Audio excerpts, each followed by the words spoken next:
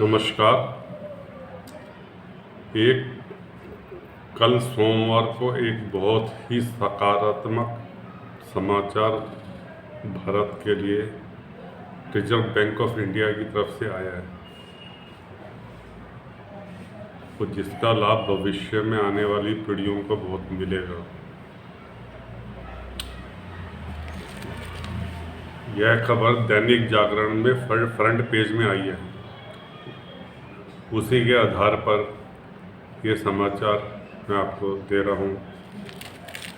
मौजूदा विकास दर के जरिए देश इस सदी के अंत तक वैश्विक स्तर पर वही मुकाम हासिल कर सकता है जो अंग्रेजों के आने से पहले उसे हासिल था।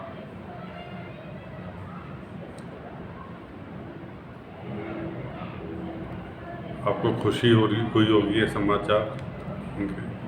यह पूरी रिपोर्ट इस तरह की है कि यह बात रिजर्व बैंक ऑफ इंडिया ने सोमवार को जारी अपनी मासिक रिपोर्ट जुलाई 2023 में कही है।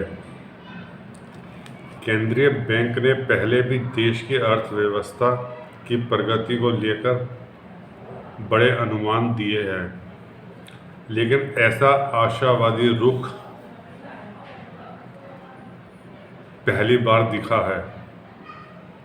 हाल ही में अमेरिका की एक विख्यात इन्वेस्टमेंट बैंकिंग कंपनी गोल्डमैन सैक्स ने भी कहा था कि भारत वर्ष 2075 तक दुनिया की दूसरी सबसे बड़ी इकोनॉमी बन जाएगा। यह न्यूज़ आप सुन चुके होंगे, 3-4 दिन पहले की न्यूज़ है। और रिजर्व बैंक ऑफ इंडिया की जो मंथली रिपोर्ट है उसने भी यही जाहिर किया है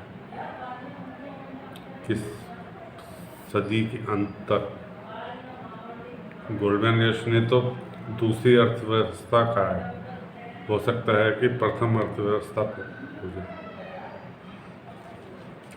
रिपोर्ट में कहा गया है कि अपनी आकांक्षाओं को पूरा करने के लिहाज से भारत बड़े बदलाव की मोड़ पर आ चुका है। मौजूदा आर्थिक विकास दर से ही यह इस सदी के अंत तक दुनिया की दूसरी सबसे बड़ी इकोनॉमी बन जाएगा। संभव है यह कि देश वह प्रभुत्व, अपना दबदबा भी पुनः प्राप्त कर ले जो औपनिवेशिक शक्तियों के आने से पहले वर्ष 1700 तक इसे प्राप्त था। आज की तारीख में तो हम 350 साल पहले कह सकते हैं कि भारत की जो स्थिति थी आर्थिक, विश्व की सबसे बड़ी अर्थव्यवस्था थी। जब भी यहाँ पे मुगल आए हैं, तुर्क आए हैं, अंग्रेज आए हैं लूटने। रिजर्व बैंक ऑफ इंडिया ने ढांचागत क्षेत्र में ही हो रहे तेज विकास को इस आशा का अहम कारण माना है। केंद्रीय बैंक कहता है कि हमने 60 लाख किलोमीटर से ज़्यादा सड़कें बनाई है। अब जानते हो कि 1998 में वाजपेयी जी की सरकार आने के बाद से इंफ्रास्ट्रक्चर पर कितना जोर दिया गया है। सड़कों के विकास पर तो बहुत जोर दिया गया है। बीच में कुछ कालखंड ऐसा रहा यूपीए के टाइम पे जिसमें थोड़ी स्पीड घटी थी, लेकिन फिर वह स्पीड तक हम पहुंच चुके हैं। दुनिया के कुछ बेहतरीन एयरपोर्ट का निर्माण भी कर चुके हैं। ऐसा डिजिटल पब्लिक इंफ्रास्ट्रक्चर बनाया है जिसकी पूरे विश्व में चर्चा हो रही है। साथ ही हम सौर ऊर्जा संयंत्र स्थापित करने में इस साल विश्व के सबसे बड़े देश बनने के कगार पर है।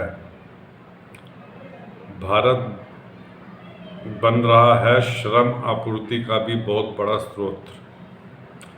केंद्रीय बैंक के मुताबिक भारत दुनिया में सेवा निर्यात के मामले में 7वें स्थान पर पहुंच चुका है।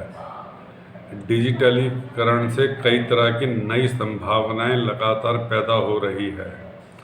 मशीनरी, इलेक्ट्रॉनिक्स, वाहन आदि जैसे मैन्युफैक्चरिंग उद्योग वैश्विक स्तर पर प्रतिस्पर्धी हो चुके हैं। जीडीपी में मैन्युफैक्चरिंग की हिस्सेदारी 17% है, जिसे 2030 तक बढ़ाकर 25% हो जाएगी।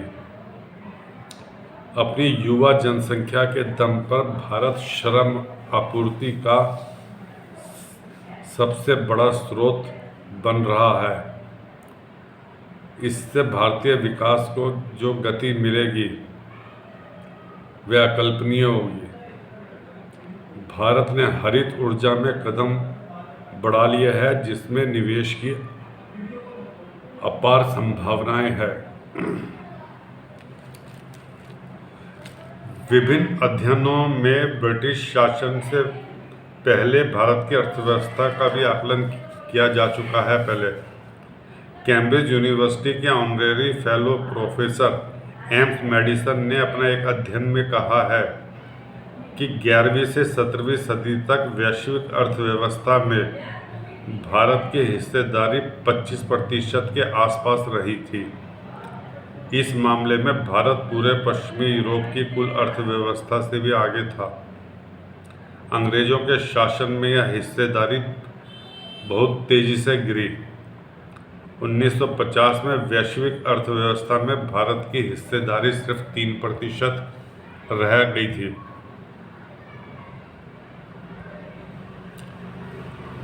और ये काफ़ी अध्ययनों में आ रहा है। गोल्डमैन सैक्स ने कह दिया, रिजर्व बैंक ऑफ इंडिया की मासिक रिपोर्ट में आ चुका है कि 2075 तक 25% की अर्थव्यवस्था होगी विश्व में। उच्च आय वाले देशों में शामिल हो जाएगा भारत। आरबीआई रिपोर्ट में 100वें वर्ष में भारत शीर्षक से प्रकाशित लेख में कहा गया है कि 7.6% की विकास दर से भारत 2047-48 तक उच्च आय वाले देशों की श्रेणी में शामिल हो जाएगा। इस विकास दर से भारत की प्रति व्यक्ति आय $21,600 होगी। विकसित देशों की श्रेणी में शामिल होने के लिए अगले 25 वर्ष तक 9% की आर्थिक विकास दर चाहिए।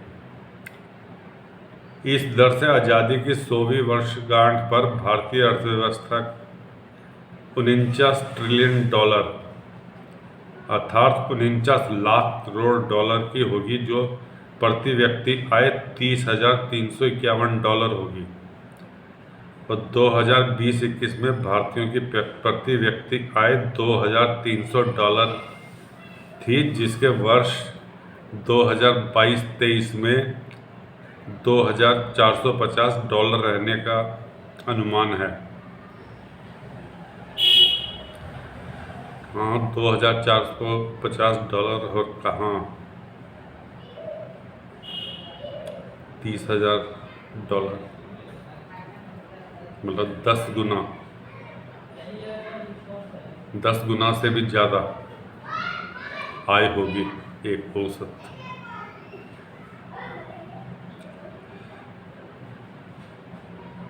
रिजर्व बैंक ऑफ इंडिया ने रिपोर्ट में कहा है कि टमाटर की बढ़ती कीमतों ने व्यापक स्तर पर लोगों का ध्यान अपनी ओर खींचा है।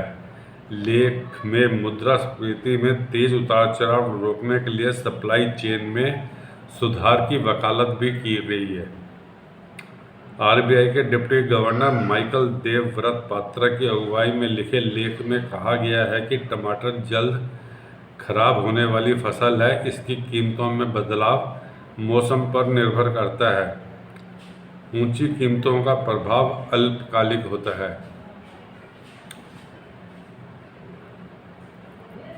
मौसमी उतार चढ़ाव में तो सब्जियों का भाव ऊपर नीचे रहता ही है। इसमें सरकार कितना कुछ कर सकती है।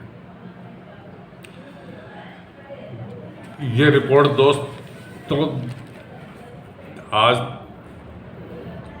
18 जुलाई के दैनिक जागरण में छिप आई है, जो कल आरबीआई ने रिपोर्ट मासिक जुलाई की रिपोर्ट पेश की है।